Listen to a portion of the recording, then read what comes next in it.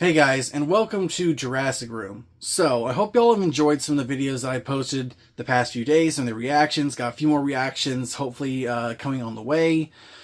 But about a month ago, I started to experiment on some videos regarding the animal drama and all of that. And two of them came out like a month ago. Hope y'all enjoyed them. I have two more today, which are bigger in scope. So I hope y'all be able to learn something from them. But anyway, one of the things that kind of inspires me to talk about is animal welfare and the laws around animal upkeep. If you don't know, if you're not like a reptile keeper, you kind of know that the laws are getting stricter and stricter every year. And it feels like there's no one really to come to bat for us. We do have like USARK Florida. We have these people that try to help us with the legal stuff, because it's pretty easy for us to get steamrolled by politicians who just do not understand animals. They're in the pockets of like animal welfare. You say that very loosely in regards to like PETA, but they're in their pockets. They're just making laws for really no other reason than to really just control us. I hate to be one of those like conspiracy theorists, but really there is no other reason than control. And specifically with like animal rehabbers, it's been getting a lot tougher in the past few years, because you can't just rescue animals anymore. You can't be like Steve Irwin, go out and like take an animal, raise it, and send it off on its way, hopefully the right way, back into the wild. Specifically in Alabama, where I live, it's getting so bad. You're really expected by the state government to be a robot. You're not supposed to be empathetic. You can't care for animals. And there's so many of these lies being told to us through the state. And hopefully in this specific video, you guys can take something away from what I try to teach people in my everyday life. Because it doesn't stop at just the animals. The animal part is the easiest for the government to steamroll, but the hypocrisies are there. The bans and everything, and I will touch more upon that later in the video. But it's something that I really try to teach people. I try to get people to understand, and a lot of the time I sound like people just, disregard it, because a lot of the time the animals that are affected are undesirables. In this story that I'm covering here, we got opossums, we got raccoons, and, they're cute on social media. People are growing a bigger fondness for these animals. Then you got reptiles, you got fish. These animals just have almost little to no backing by the general public. They think they're cool for zoos and stuff, but when it comes to us keeping them, responsible keepers being able to have these animals, people don't really care. So in this story, I hope you guys can kind of understand what I'm trying to get through. And this will be in the playlist. The next two videos will be in the same playlist as my other animal drama. I hate calling it drama because a lot of times it involves cruelty and abuse, but sometimes it's also just drama, like the bee farmer and the bear squatter situation. Those aren't really cruelty, it's just drama. But this one in particular does deal with cruelty. It does deal with some really traumatic things done to not just these animals, but the people trying to care for these animals. It's really terrible. And these stories have actually been public. These are actually the most popular stories that I found. And I could have found probably more stories, but then the video just balloons out even further. But these are pretty popular. You probably have heard of them in the news at some point. But that's kind of the problem. They come into the news cycle very quickly and they leave. No one thinks about it. The government gets a little hate for a short period and then it goes. And no one thinks after the fact that something really does need to be done about these laws and how the government is just constantly tightening its grip on people. I mean, if you look at the laws in the books, it's so incredibly stupid, some of the laws. Like in Alabama here, I had to teach some of my family and friends, you can't drink out in the public. You can't go down to the river down here and drink a beer and, swim and have a fun barbecue. I say that because there's a game warden that's always sitting there waiting to sting people if you got a Mike's Hard Lemonade. But I digress. So I'm gonna quit jabbering. I'm gonna go ahead and tell you guys this first story right here, and it's a pretty famous one, and you probably heard his name before. In New York 2017, Mark Longo, while driving, witnessed a squirrel being hit by a car. He saved its young kit, and after not being able to find a rescue, decided to bottle feed the young eastern gray squirrel and named him Peanut. Months later, after some rehabilitation, Mark tried to release Peanut into the wild. However, after only a day had gone by, the squirrel returned home and having lost half of his tail. After this, Mark decided to allow Peanut to remain in his home. Aside from being a mechanical engineer, Mark would begin producing pornography and opened an OnlyFans account dubbing himself Peanut's Dad. I seriously don't know how you go from that leap to, I have a pet squirrel, I'm a mechanical engineer, I'm going to make some porn.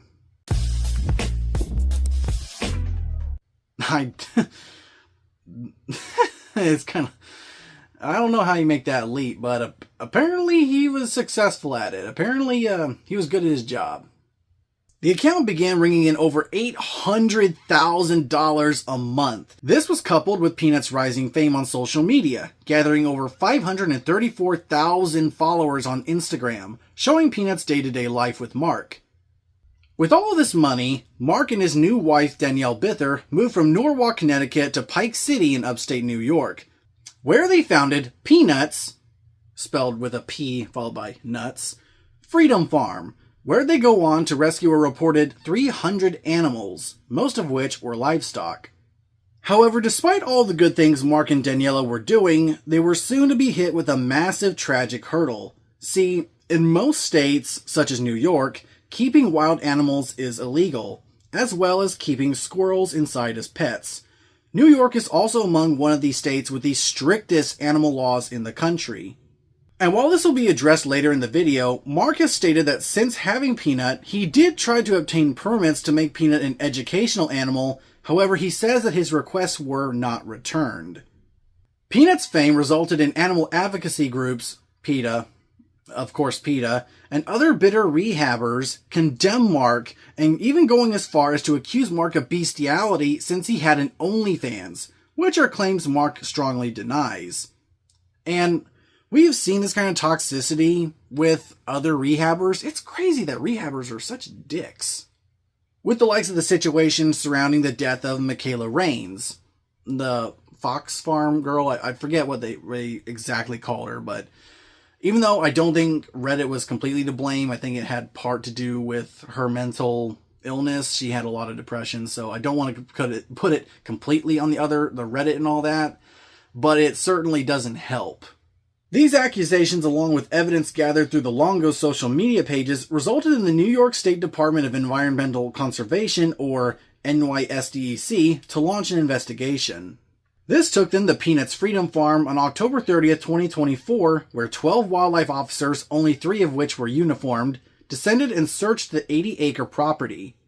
Investigators knew that the Longos had rescued at least 4 raccoons, including a viral one named Fred, which the agents had warrants to retrieve both him and Peanut.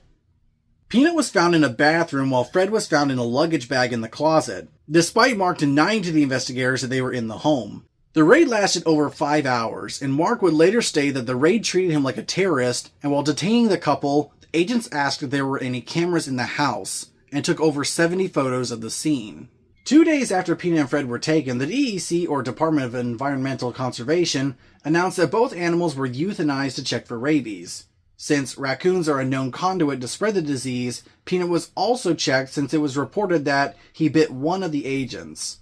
However, this scenario has come into question as unredacted documents have shown that the agent may or may not have been wearing gloves, and either the squirrel's teeth had or did not break the skin. These documents come courtesy of Judicial Watch, and it seems that also, based on the docs, that the decision to test for rabies was predetermined before the seizure of the 2 animals. Later, as confirmed by the Chemung County Health Department, or CCHD, that both Peanut and Fred tested negative for rabies. After the announcement, the Longos took to the internet to break the tragic news. This sparked a brutal outcry from the public, who lambasted the NYSDEC for the needless killing. While there were death threats, which included 10 bomb threats, a majority of the community expressed their condolences, and the Justice for Peanut movement gained significant traction. First thing I saw this morning when I went to my phone was a message from Matt, who sent me a really sad story about an adorable pet squirrel named Peanut who was confiscated from his home and euthanized by the Department of Environmental Conservation in New York. So I started my day with a frown. They also executed Fred the raccoon as well, another one of his pets. So the Department of Environmental Conservation was not really conserving the environment. Instead, they were preserving their KD ratio here, just piling up corpses of beloved pets of this man. From all over, social media influencers and politicians, including Neil Gorsuch, Scott Jennings, J.D. Vance. So I know Don's fired up about Peanut the squirrel. We were on the way down here from Cincinnati. He was like, is it really the case that the Democrats murdered the Elon Musk of squirrels? And I said, yeah, it sounds like, have you seen the videos of this squirrel? Yeah. He's a genius, or he was, unfortunately. Nick Langworthy, Elon Musk. Oh, look at that little guy. And that squirrel clearly had a love relationship with that guy. He would hop all over him and climb on him. I mean, that was his pet. That squirrel thought of that man as his protector, as his companion. Yeah. DEC. They got a search warrant and came into his house and took the squirrel and the raccoon that he was helping with his charity, and they euthanized them. On this. 4 administrators and a judge signed off on that warrant. That's what I was reading in the article this morning. I was like, that's nuts, man. Dude, and then police set him and his wife outside their house for 5 hours while they searched their house. It's like, you're doing this to a guy that has a squirrel who's saved hundreds of animals. Donald Trump Jr. But if someone adopts a baby pet squirrel, justice for Peanut. Then presidential candidate Kamala Harris and New York Governor Kathy Hochul both declined to comment. On November 16th, Saturday Night Live aired a skit in which Sarah Sherman portrays Peanut's widow. Hey, Hazel. Okay, Hazel, how are you handling your husband's death? Oh, it's just so hard to be thrust in the media spotlight, Colin. I'm used to doing regular squirrel stuff like, chasing my own tail or running into the middle of a street, seeing a car, and then... I want to die! Put a bullet in my head!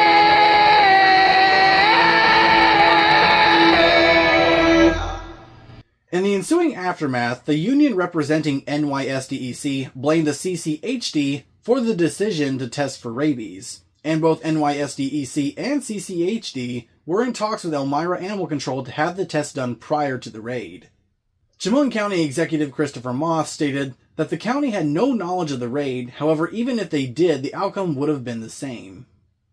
In the end, the NYSDEC claimed that the Longos had 0 permits nor registered for any permits in order to keep Peanut or register him as an educational animal.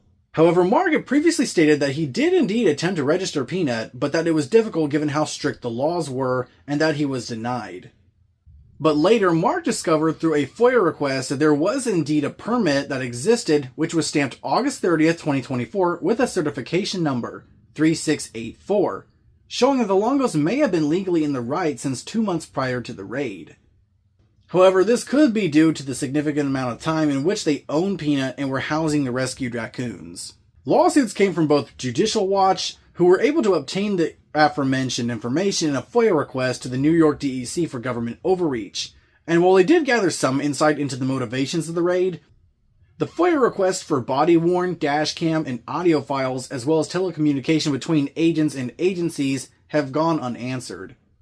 The Longos also filed lawsuits against the New York DEC and DEH in August of 2025 for $10 million, claiming that their rights were violated during the raid, the agents did not have proper training to handle the animals, and that the warrant was improperly obtained.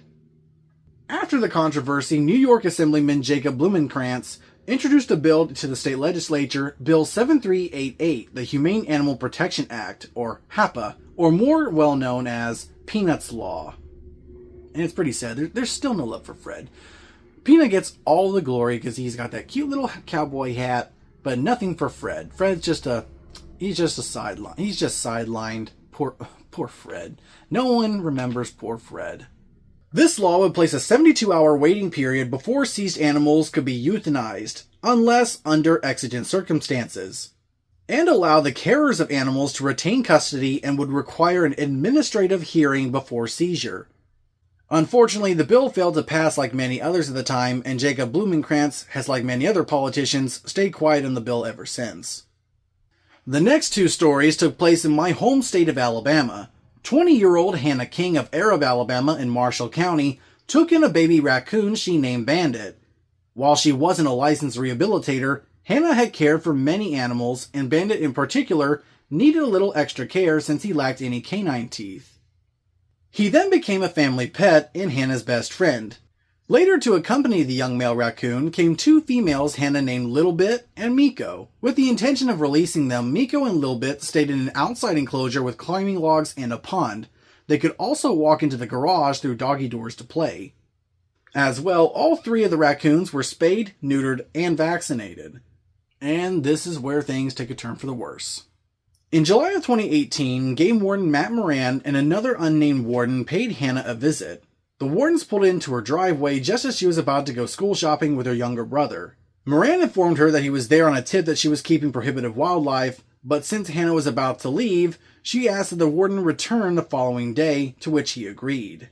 Fearing that the raccoons would inevitably be euthanized, she quickly hid Bandit and was able to find a rehabber that would take Miko and Little Bit with the help of her dad. The next day, when Warden Moran returned, Hannah informed him that the animals were gone. Hannah claims that Moran became very angry and arrested her on the spot. She was then charged with 3 counts of possession of prohibited wildlife, 1 count of obstruction of government justice, and 1 count of tampering with evidence. Instead of being arrested and charged all at once, Hannah was arrested twice, and Warden Moran continued to harass her to learn of which rehabber she took the other raccoons to, saying that if she gave up the names of both the veterinarian that treated them and the rehabber, that her charges would be leaner. But Hannah refused, under the threat that they'd be needlessly euthanized in order to test for rabies, since again, raccoons are a common vector to spread the disease. Only after learning she gave them away was she then charged. She was later ordered to pay $2,600 in fines, received probation for 2 years, and had to complete 30 hours of community service. Fortunately, this story does have a happier ending than Peanut the Squirrel and Fred the Raccoon. Hannah later brought Bandit home, and he lived to be a little over 10 years old. And she still has a tattoo to remember him by to this day. After rehoming Miko a little bit, Hannah never learned what happened to them after. Hannah no longer privately rehabs animals, since now she has a family and the cost of jail time isn't worth it. She did try to obtain a license to rehabilitate wild animals, but she was denied.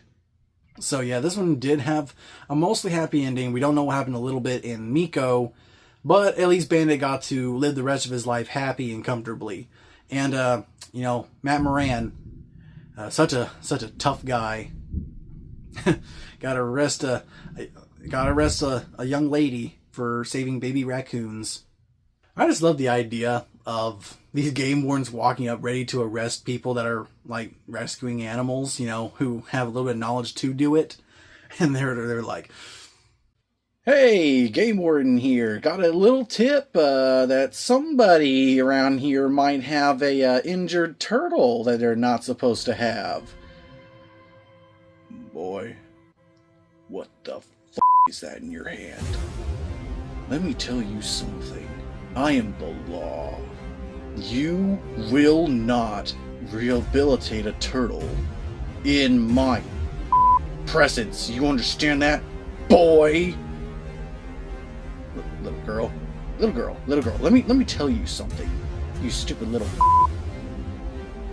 You will not rehabilitate any raccoons in this state.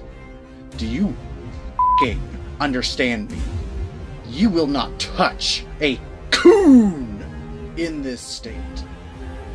I will hit you with so many fines if you dare ever touch a baby coon and I find out about it. Sir, let me tell you something. There's two things I don't like. I don't like wildlife rehabilitators, and I don't like f***s. And you're both of them, buddy. Now I'll kindly take that possum, and I'm gonna go kill it. And guess what?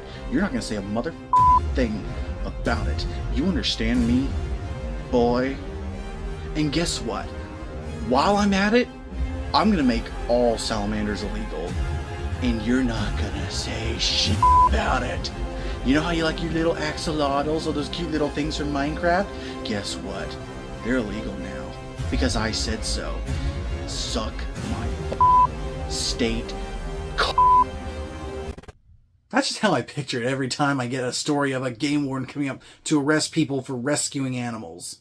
Okay, so after that little skit, moving on. The final story revolves around Matt Matthews, a boudoir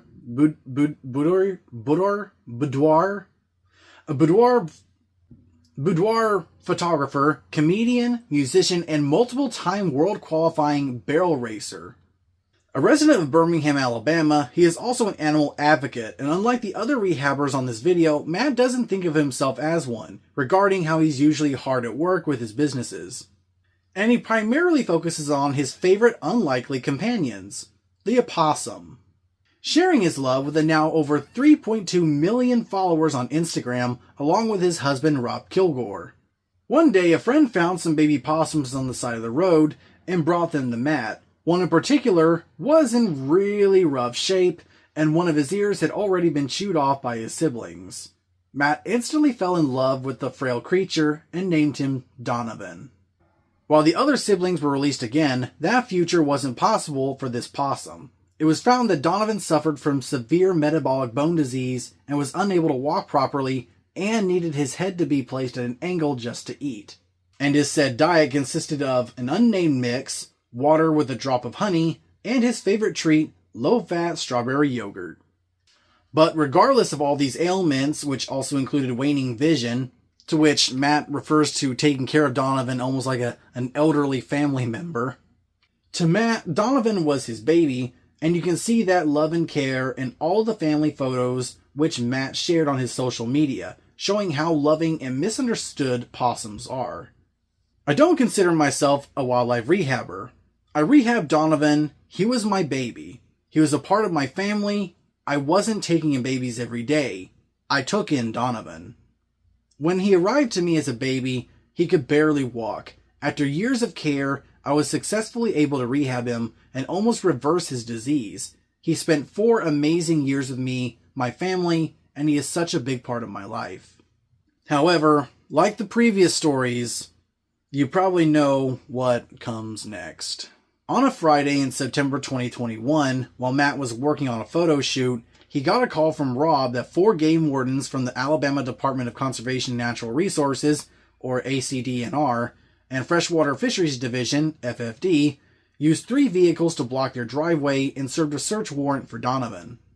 After the agents took Donovan, Matt says they informed him that a state biologist would call and give him an update on his condition, saying that he'd most likely be relocated to an educational facility, an environment that Matt objected to.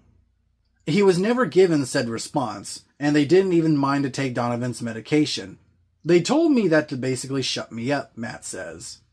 In the wake of taking Donovan, other than saying that he was very sick, the agency never gave an update to Matt or the public of what became of the beloved possum. Why did you need 4 wardens? Why did you need 3 vehicles to surround my house, when I have 1 possum who is not doing anything wrong? What about the people who are poaching and killing endangered animals? What about the people who are fighting dogs and chickens? What about the people who are starving horses? Yes, I know that it's illegal, but I have a heart and I love these animals. I can't just let them die. If there's something I can do to help. Why would you not just call me?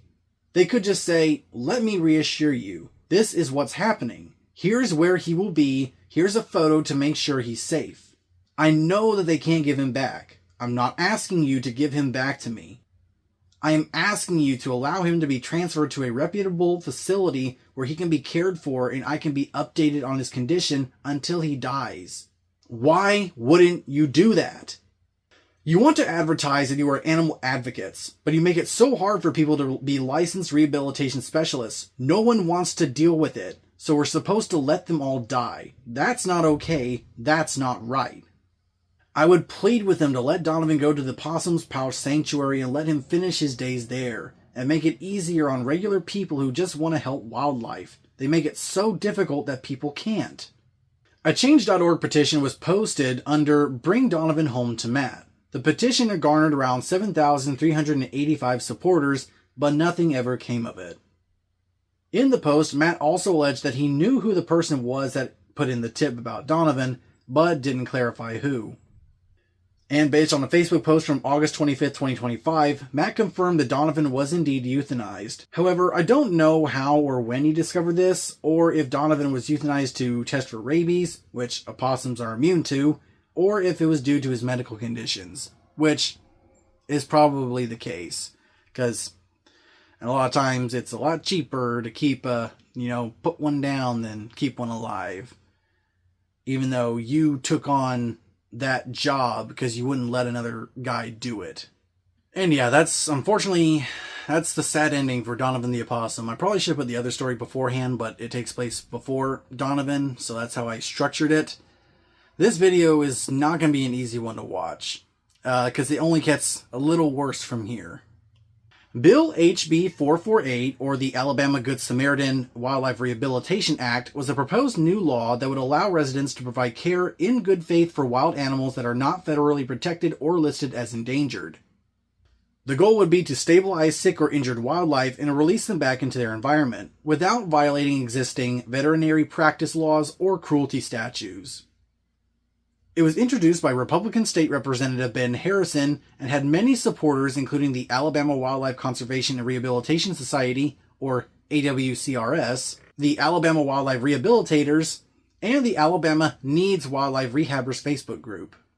In 2013, and a little before that, Alabama has adopted some of the strictest laws in the country regarding native wildlife and rehabilitation of some species, especially those known to be vectors for rabies, such as raccoons, skunks, foxes, coyotes, and bats.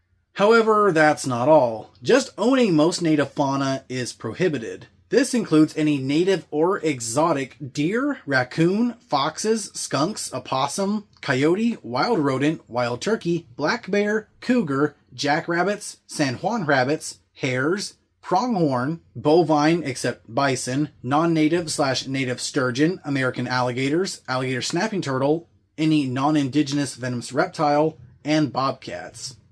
There was also a statewide ban on the ownership of all tegu species in 2020, which I've hyped on this before. We get winter. Florida mostly doesn't, but we've gotten snow 2 years in a row. Something that a subtropic lizard typically cannot survive. Other exotics that are banned are mongoose, piranhas, walking catfish, Nile perch, European Wells catfish, Asian sea bass, barramundi, black carp, Chinese perch, all snakeheads, and giant land snails. While there is a few other natives that are prohibited, Alabama is the only U.S. state that blanketly bans all species listed under the Lacey Act, which includes the large constrictors. And now, after 16 more groups of amphibians were added to the list, in Alabama as of January 25th, 2025, all salamander species are prohibited, including axolotls, which I've already made a video breaking down B-Sal. It's in the playlist, that'll be listed down below, of the growing bans, and now the blanket ban of salamanders in Alabama. And I did mean to make another video on the Arkansas ban, because now axolotls are banned in Arkansas as well. Only a few years ago, it was actually legal to own most large exotic animals, like bears, big cats, and chimpanzees in Alabama. The laws have since changed, most likely due to instances like Tiger King, which have shown a gruesome light on the abuse of large exotic animals. But back to the main point, ever since 2013, the laws around wildlife rehabilitation have gotten far stricter. Often now, the goal is to eliminate rabies vector species, no matter the age of the animal.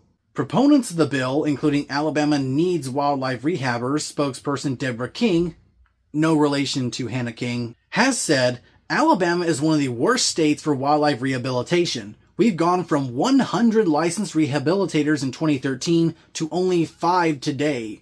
When Alabamians call the Department of Fish and Game for help, they are told to let nature take its course. The majority of the time, the injury is caused by humans, not nature. Compassionate Alabamians who try to save wildlife of any species are labeled as criminals, as seen in Hannah's story. And the animal will be confiscated and immediately euthanized. Terry Moore, the now retired director of Big Bend Wildlife Sanctuary, who took over after the passing of former owner Betsy Knight, and then moved Big Bend to Alabama from Florida in 2012, had this to say.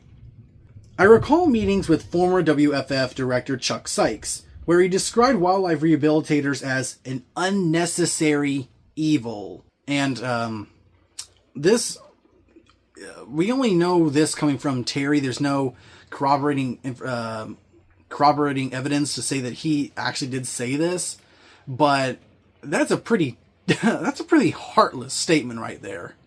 And you may actually remember Big Bend. A long time ago on my channel, we had a red-tailed hawk that was sitting in our yard who got hit by a car, and we actually called Big Bend. They came over at the time and took him in, and they were able to rehabilitate him, and they were able to release it. So it's sad that Big Bend's gone now. They've since shut down. So just another major loss when you know that they were saving animals. In 2013, relations between WFF and rehabilitators hit a boiling point when the agency decided to prohibit reissues of permits to care for rabies vector species, including raccoons, skunks, foxes, coyotes, feral pigs, bats, and possums, which, again, are immune, and ordered that if these animals were brought to them that they should euthanize them. Other rehabbers, some who retired fully or openly refused to obey the new rules, had some harsh words to say. John Russ, who along with his wife April, who ran Shambhala Wildlife Rescue at least as late as 2018, and were among the very few who were allowed to still care for RVSs, said, "State rule or not, I will neither turn away animals to die nor euthanize orphans brought to this shelter at Scottsboro. It's immoral. How could I sleep if I did?" Kim Robinson, a volunteer with North Alabama Wildlife Rehabilitators, left the organization rather than abide the new rules. "I'm not going to become conservation's murder machine." And like others have stated, she also believed the new rules would deter people from trusting to call WFF in fear of innocent animals needlessly being killed. One of the strongest dissenters of the bill was former, at the time newly promoted, Assistant Chief of Wildlife for Alabama's Wildlife and Freshwater Fisheries Division, Ray Metzler, who had some unpopular opinions to say the least. Basically, there's no biological reason to rehabilitate these animals. Removing orphaned or injured animals from the wild and nursing them interrupts the food chain, and could help spread disease, including rabies. And get ready for this one. This may be a cruel way to put it, but it's survival of the fittest, it really is. The policy was created, in Metzler's words, to create standardized policies to regulate organizations that take in wild animals. Animals like baby raccoons are cute, and people like saving them, but orphan animals often become food for larger predators in the wild. Animals die every day. Every animal has to eat, and every animal has its place in the food chain. And after bringing up some exemptions, such as endangered bats, he also included this. To be honest, I don't think many normal people would pick up a bat in their yard. In the coming years, despite statements from WFF, hypocrisy started to arise. Posts on social media of youthful hunters presenting their coyote kills, as well as WFF outreach specialist, naturalist, and wildlife educator Marianne Golden being found to have had some of these animals inside her own home. However, given that Marianne is a wildlife educator as well as a naturalist for the Russell Crossroads Naturalist Cabin at Russell Lands of Lake Martin, it can be argued that she has the freedom to do so. Like in this case of Nova the Eagle, which Marianne presents at Auburn football games, being in her bed. Now, based on comments from WFF and similar agencies, it can be argued that these posts come off as hypocritical, and to the point about young hunters killing and posing with rabies vector species. If the animals are so infectious, why would you allow or praise this? Golden has been criticized for allegedly denying permits to rehabilitators and denying reapplication permits. thus over the years helping to reduce the number of licensed wildlife rehabilitators from over 100 a decade ago to only 6 now. One such story comes from St. Martin's Songbird Rescue and Rehabilitation, who, despite having over 23 years of experience and licenses in 2 other states, as well as a federal permit at the time, was denied their permit, and this denial was accompanied by, as the organization described it, baseless accusations. So disheartened by the results, they considered moving to another state. Another instance that something could be going on behind the scenes is the fact that Marion's husband, Keith Golden, is the WFF's Wildlife Section Chief. A very high position in which, while Marion works with rehabbers and other entities with the state as a naturalist and educator, Keith Golden oversees grants and conservation work, among other duties. But getting back to Bill HB 448, the Alabama Wildlife Center was the only outspoken rehabber that openly condemned the bill, listing many of the same reasons that the state agencies had given: the spreading of disease and the standards that would have to be enforced for ethical keeping, caring, and release. Despite the minimal opposition to HB 448, in a February 2025 statewide poll, 66% of Alabamians supported the bill, with only 14% opposed and 20% in a neutral position. The bill also gained significant traction through social media with the help of mainstream media's coverage of situations like Donovan the possum and Peanut the squirrel.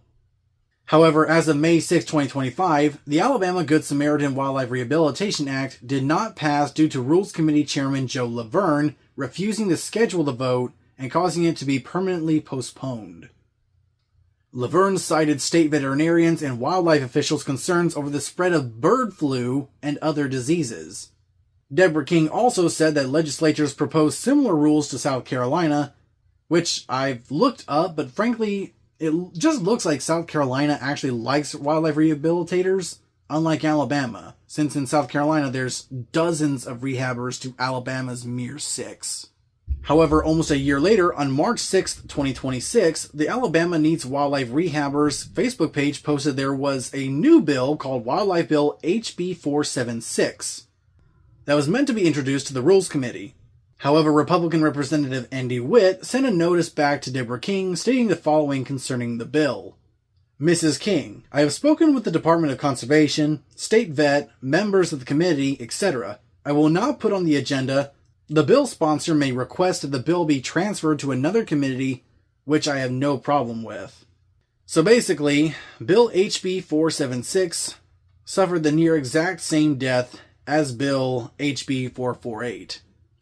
These are the 6 remaining wildlife rehabilitation facilities in the state of Alabama, and as you can see, only 3 of them take in mammals. So yeah, this story took quite a bit of research to find everything. Peanut the squirrel and Donovan the opossum are probably the most mainstream stories. Hannah's was a little less so, but I feel like it was a story that needed to be told, and I'm very happy that Hannah was able to talk with me in that very short conversation that we had to clear some things up.